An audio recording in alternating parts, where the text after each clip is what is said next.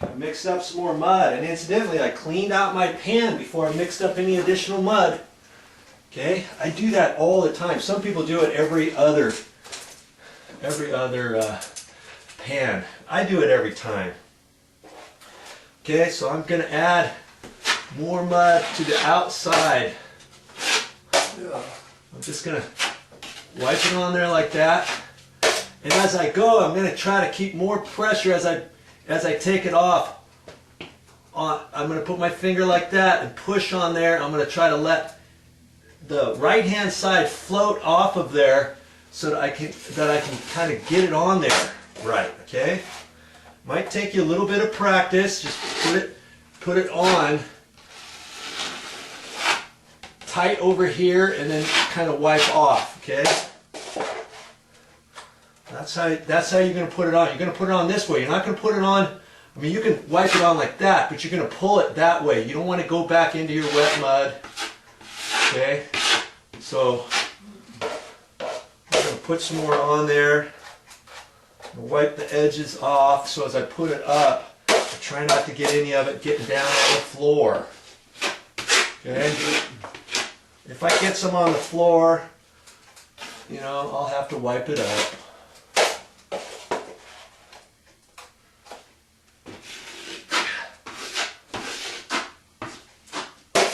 See how much more I'm putting up, because I'm gonna get the patch out there a little bit bigger. So wherever I need more mud, I can put it up there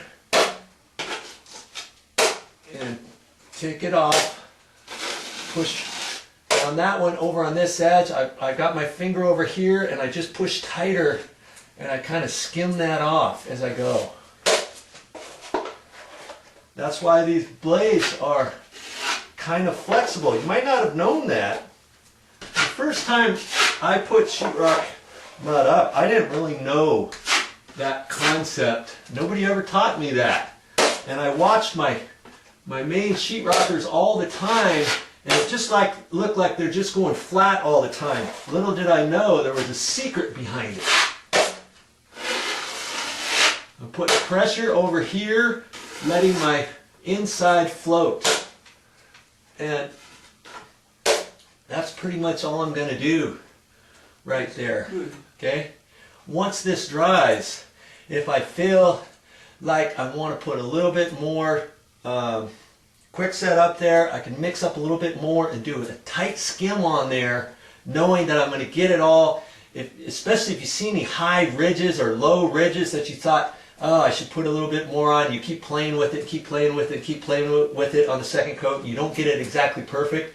Don't fret about it. Let that dry, and then you can scrape off any high edges after it dries, and you can fill in any low edges with a tight skim of quickset after that before you get into this area with your all-purpose joint compound.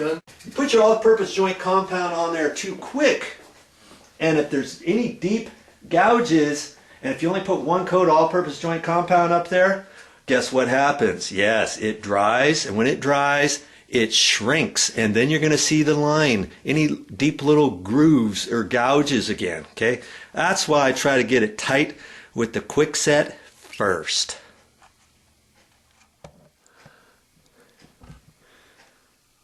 As you can see, the patches are starting to take shape. Yeah. I basically want to go over that just a little bit more when it dries, I think. And as for all these little ones, I won't be going over those again with any more quickset, okay? Because I got those good enough. They were smaller. It's just this one here, I'm going to put a little bit more on it once this dries, okay?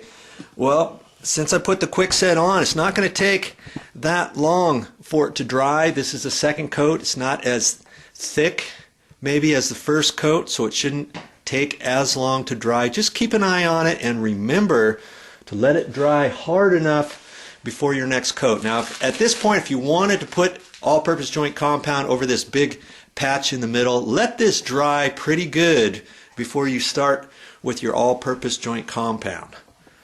All right, I guess, you know what? It's really not lunchtime yet. It's a little bit early for lunchtime, But I'm going to take it anyways, and that'll let this dry plenty for me to come back here for the next coat. Yeah.